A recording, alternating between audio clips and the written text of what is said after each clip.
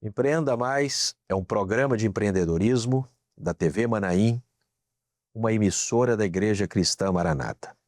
Nós continuaremos neste episódio, com jovens aqui no estúdio, também jovem fazendo uma pergunta de outro estado ao empresário Carlos Bressan, que continua conosco aqui para este novo episódio.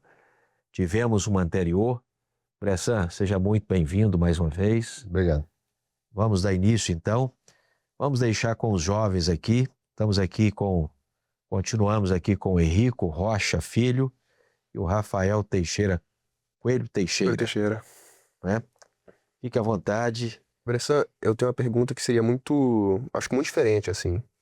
Por exemplo, eu sou jovem, o Henrico é jovem, e vocês já foram jovens também. E, por exemplo... Peraí, nós estamos jovens ainda. Juventude avançada. E aí, por exemplo, a gente vê que sobre a vida financeira agora e o dinheiro na prática, assim, porque a gente vê que o dinheiro ele tem um custo no tempo. Então, qualquer aplicação que você faz hoje, a pior que do mercado, assim, é ser o quê? 12%, 13%. E se você trabalha no mundo empreendedorismo assim, você consegue fazer 25%, 30%, 35%. Então, você percebe assim, 1 ano, 35%. 2, 3, é vezes 2. Então, o quão você acha enriquecedor seria eu fazer uma viagem muito longa, ou estudar por muitos anos, um mestrado que vai durar 2, um doutorado que vai durar 4, uma viagem de 5, 6 anos, porque nessa conta, de 30% em 30%, em 5 anos você triplicou o seu patrimônio. Como que você vai falar assim, vai medir, vale a pena fazer isso? Vale a pena eu não fazer? Porque 3 vezes patrimônio é muito custo para abrir mão. O Rafael quer um conselho aí, né? Então. Escolher investir em conhecimento, uma viagem, deixando a aplicação, seria isso? Não, por exemplo, trabalhar? Eu acho que ele entendeu. Porque eu posso trabalhar aqui e fazer 30% ao ano do patrimônio, ou eu posso não trabalhar e fazer um mestrado no exterior, por exemplo. Só que aí eu perco 2 anos, e 2 anos essa matemática é 70%. Como que você vai conciliar qual que... Hoje em dia, evidentemente que você tem que ter um estudo básico. Você está fazendo finanças. Tem um estudo básico de finanças, de gestão, aprender a ler um balanço, aprender quais são como é que é a matemática financeira, as aplicações que existem no mercado de bolsa, de COI, enfim, você entender esse mundo financeiro e a aplicação financeira dentro da empresa. É importante você ter a base. Mas depois, ao invés de você sair dali e já fazer logo uma pós-graduação, mestrado e tal, minha sugestão é você dar tiro mais curtinho, dar tiro de 2 meses, 3 meses, curso de especialista em alguma coisa que você queira. Você gastar 1 ano, 2 anos da sua vida fazendo uma MBA, se você não está focado, perde tempo, né? Você não vai adiantar nada. É bacana, você vai ter um MBA, e a menos que você vá para uma instituição de ensino, que aí exige que você seja... academia, né? A academia precisa disso aí, mas para empreendedorismo é ser vendedor. Tem que vender, você tem que começar a vender você mesmo. Então, se o tempo que você gastou investindo para poder fazer o seu curso de gestão financeira, você pegar o mesmo tempo e colocar também para curso de vendas, de vender, técnica de venda, o que você vai vender, eu acho que porque a empresa tendo venda, daí para frente você não vai uma empresa, se você toca, se não tiver venda, não adianta ser o melhor gestor do mundo se não conseguir vender. Cursos mais curtos, então, onde ele vai adquirindo conhecimento para o momento. Curso mais rápido, ainda mais agora. Você acha, então, que após a faculdade tem que começar a frear, assim, em cursos longos? Não é que não precisa frear, depende do teu objetivo. Por exemplo, eu estou com 62 anos, eu ainda estudo, todo ano. Terminei meu curso de ESG há 1 ano e meio atrás. Né? E passei daí para frente estudar o quê? Inteligência artificial. Entendeu? Assim, vai se atualizando, né? Se eu não me atualizar, eu estou fora do mercado. Tem que me atualizar o tempo todo. Né? Eu preciso disso, já estou numa fase da vida que não preciso, mas se eu não tiver esse approach, eu não consigo nem conversar com as pessoas, nem discutir técnica nem nada. Evidentemente que eu vou usar essas ferramentas dentro do meu negócio, como otimizar os processos dentro da minha empresa. Porque uma empresa, Rafael, é pessoa e processo o tempo todo. Você tem que otimizar a pessoa, dar melhores condições e processo otimizar. É pessoa e processo. Sinteticamente falando, né? Empatia, um monte de coisa, mas tem que aprender, tem que estudar. Estudar, não para de estudar. Então, só para dizer, estou com 60 e poucos anos, né? Estudo até hoje, leio ainda até hoje. Né? E você tem que ler, não adianta, tem que ter esse hábito da leitura, é importante. Né? Um excelente exemplo para os jovens, hein? Eu sempre pergunto para as pessoas, qual foi o último... Aprendeu tudo? Ainda não. Qual foi o último livro que você leu? Agora, não, não, doutor. Não, e lê sobre todas as coisas. Mesmo se vai ler sobre Hack and Grow, fala coisa sobre na área financeira, coisa desse tipo, mas vai ler também Cecília Meirelles, poesia, entendeu? Tem que olhar os dois, exercitar os dois lados do cérebro, não precisa só no teu core, não, você tem que falar de outras coisas, senão você vai para uma roda de negócio, você só sabe falar aquilo. Opa, não. E a Bíblia? E a Bíblia, claro. Bressan, igual você comentou, o que você leva hoje como tão importante a inteligência artificial? Você acha que é imprescindível? Qual a importância que você dá para isso? Então, jovem? Rapaz, eu tô cada vez mais muito bem impressionado com isso, porque isso é uma tsunami. E eu tenho que surfar nessa onda, senão eu vou ser engolido por ela. Então, ela muda a cada semana, o negócio duplica de tamanho. Então, a gente tem que aprender a saber o que vai e onde vai usar dentro do nosso negócio. Então, faz os cursos, aprende. A gente tá tentando usar, levar isso para dentro da empresa é um desafio, não é fácil, né? O pessoal tá arraigado ainda nos conceitos antigos, mas por exemplo, dentro da empresa lá, eu tenho os vendedores. O que eu fiz lá? Vendedor de autopeças. Estou montando um consultor técnico, a inteligência artificial é um consultor técnico, mas é que você pesquisa genericamente qualquer peça do carro lá, ele vai dizer qual é o código, né, que aplica, qual o veículo, qual ano, não sei o quê. Isso era uma dificuldade grande, tinha que pegar catálogo, olhar, pegar na internet, achar, não precisa nada disso. Hoje em dia, com uma pergunta simples, você consegue chegar no código da peça específica para não vender errado. Olha o problema. Então, vai usar isso aí depois na inteligência artificial no B2B, vai usar no B2C. Esta prática, mas tem que aprender a alimentar o dado, tem que alimentar a base, tem que saber qual o banco de dados que usa, qual a inteligência que usa, fazer os testes, se está certo, se está errado, ajustar a temperatura da persona. Isso a gente está aprendendo o tempo todo, ok? Há empresas, né, Bressan, que estão, até você que está aprofundando nessa área de estudos aí, a empresa que eles estão, por exemplo, dizendo o seguinte: o seu setor só pode contratar uma nova pessoa se você me provar que a inteligência artificial não resolva isso aí. Quando a gente ouve uma frase dessa, isso é real, né? A gente pensa assim, vai substituir pessoas? O que você diria sobre isso aí? Vai melhorar a performance do trabalho? Vai otimizar processo. Na verdade, nunca substitui pessoa. Vai otimizar processo. E a gente tem que usar isso para melhorar os processos dentro da empresa. Eu falei, empresa é o quê? Pessoas e processos. Tem que otimizar processo. Coisa que eu demorava assim, meio dia para fazer, coisa com minutos vai ser feita e me dar com uma precisão maior. Mas tem que saber, como eu falei com vocês, tem que saber a base. Você tem que saber a origem do dado. O dado tem que estar correto, não pode tem que acertar os filtros e tal. Isto faz parte do conhecimento. Se mexer Exatamente. A produtividade vai aumentar. Aumenta. Mas, então, é o seguinte, inteligência artificial é o caminho. Se eu pudesse indicar hoje, o que você tem que estudar? Estuda dentro da sua área de negócio, seja medicina, seja finanças, seja o que for, a inteligência artificial dentro dele. Medicina, como é que ele vai ler lá, por exemplo, um raio-x lá, né? Vai ler uma ultrassonografia, aquele tipo de coisa, a inteligência artificial já consegue mapear aquele tipo de coisa.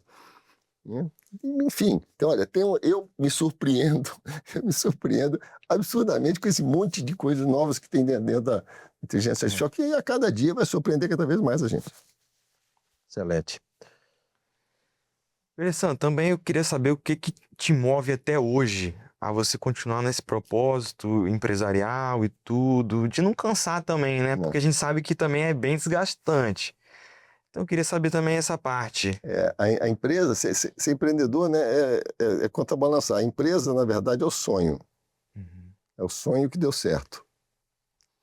Se é o sonho que deu certo, muitas vezes o empreendedor, ele se confunde assim, sofre a empresa, sofre a família, sofre os amigos, né, você tem que deixar...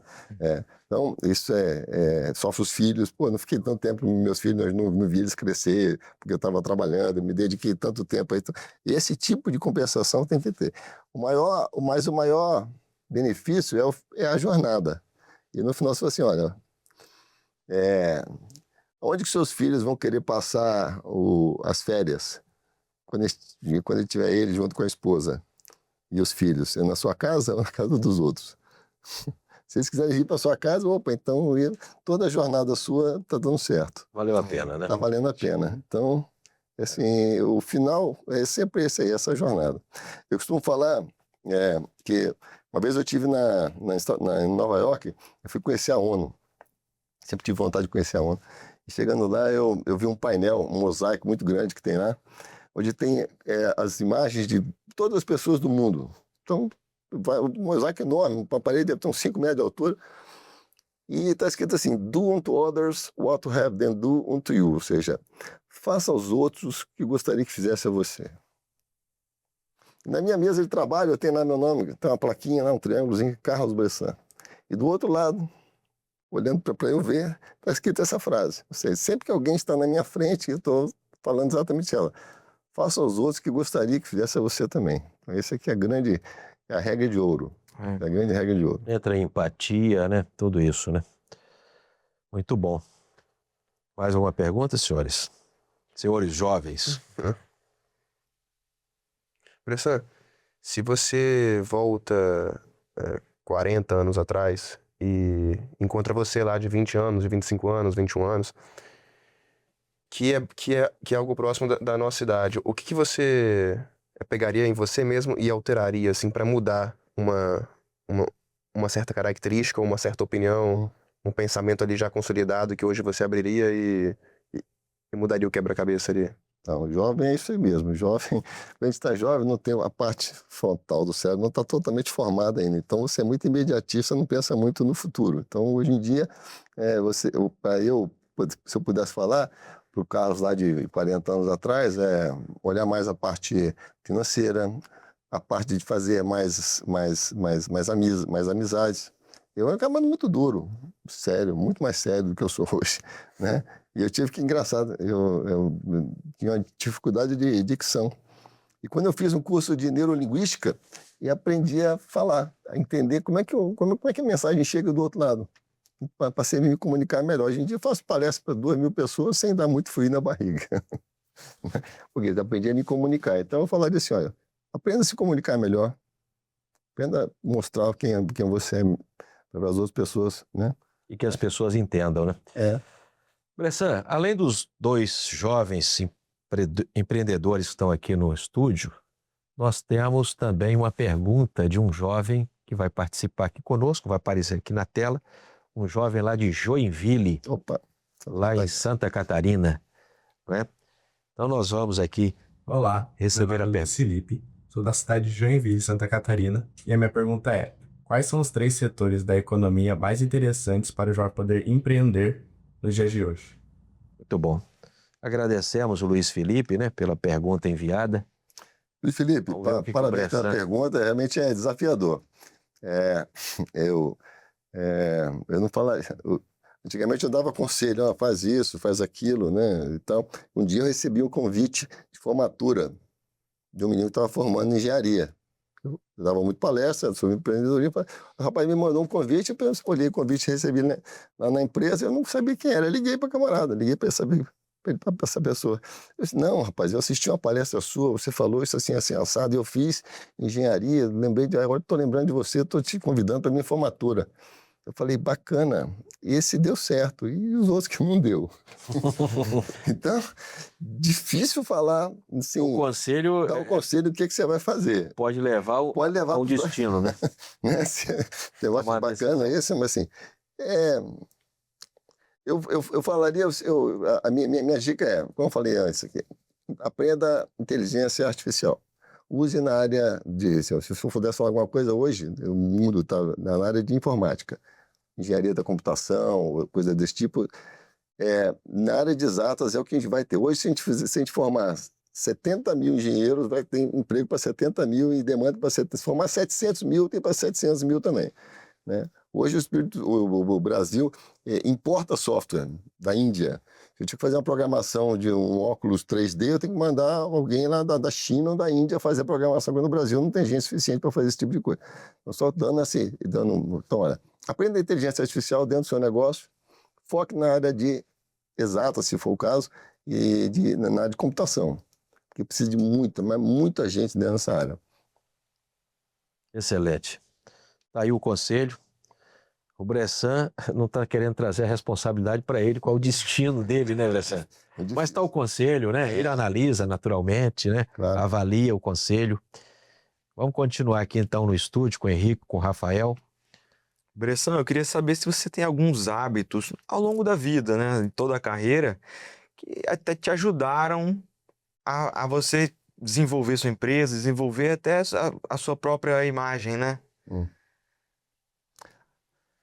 Eu diria assim que é a construção de relacionamento o tempo todo, né? Eu faço parte de uma instituição chamada Rotary Internacional e o Rotary me abre portas no mundo inteiro. Quer dizer, lá a gente aprende o servir. Você serve a comunidade e aplica esses princípios dentro da tua empresa e dentro da tua família também. Então, rede de relacionamento é o tempo todo. Você fazer relacionamento e ser ético naquilo que você faz. Isso aí lá acaba levando esses valores, vão levando você para o seu caminho. Não importa onde você... O que não é ético, né, Bressan? Você passa a ser reconhecido, então, por esses valores, né? Você jamais negocia a ética, flexibiliza a ética. Não, isso aqui eu vou fazer mais ou menos. Não dá. Quem é ético, é verdadeiro, as pessoas sempre querem ficar próximas, né? Naturalmente. Bacana. Bressan, você conseguiria dar 2 exemplos ali de decisões que você tomou de forma imediata, um que deu certo e um que deu errado? E não precisa ser só dentro da sua área financeira profissional, não. Pode ser na área financeira mesmo, mas ou na área familiar, ou na área quaisquer que seja. Uma que deu errado e uma que deu certo. Quando você era jovem. Ah, sim. Que a gente faz um monte de coisa que não deu muito certo. Não é uma só, não, né? Por exemplo, na área profissional, fui fazer um estágio, estava terminando engenharia, morava numa cidade chamada Itajubá, no sul de Minas, e fazia estágio na empresa em Belo Horizonte. Eu passava 2 dias por semana dentro do ônibus, só para ir e para voltar, e aquilo ali me consumiu absurdo, quase que eu perdi o último ano de engenharia por conta dessa insistência em querer fazer O Bressan de hoje diria para ele, olha, não precisa faça disso tudo, pode ser mais próximo, não precisa ser ir lá do outro lado do mundo para fazer isso. Então, assim, esse foi é bem um erro, não, foi assim, um desafio que não valeu a pena, né? E outras coisas de empreendedorismo que é assim também, se aplicar em coisas de fazer negócio que nem sempre deram. Eu me lembro que junto com meu pai a gente montou uma empresa que vendia trator, né, implemento agrícola, essas coisas, e ficamos com ela durante muito pouco tempo, durante 6 anos apenas, 6, 7 anos só, e um mercado muito ruim na década de 80 e tal, o Brasil quebrou em 86, né, a gente acabou penando, perdemos muito recurso ali naquela oportunidade. Hoje jamais faria uma aposta daquele tamanho, por absoluto desconhecimento, né, do mercado, sabe, como é que você tinha que olhar muito mais coisas. Aí naquela época a gente vendia trator sem pneu, porque não tinha pneu no mercado, pra você ter ideia. Faltava pneu, era um problema. As dificuldades são muito grandes. Então, assim, a gente apostou errado, né, e acabou perdendo muito dinheiro com aquilo, e, enfim, né? Eu já cheguei a ter 234 funcionários, hoje em dia, 100 e poucos, né? Quer dizer, diminuir, para quê? Para manter o negócio, o sonho. empresário é o sonho que deu certo, né? É o sonho que dá certo. Então, como eu falei, consome a Seguir o família, propósito, consome os né? filhos e tal, mas no final, eu estava no Sebrae, eu tive como diretor do Sebrae um tempo, e no meu último ano, eu fiz um trabalho bacana com os empreendedores do Espírito Santo, né? Peguei essa turma nova, inclusive o Lucas, que passou antes aqui, eu pedi para entrevistar cada um dos empreendedores, né? E para ele contar a história dele. Então, são vários livros chamados Espírito Santo Empreendedor, vale a pena, o Sebrae tem alguns exemplares disso ainda. E no final, a pessoa fazia uma entrevista, então eu filmava ela entrevistando, né? E no final ela fazia uma pergunta: qual é o seu sonho? Qual é o sonho do empreendedor?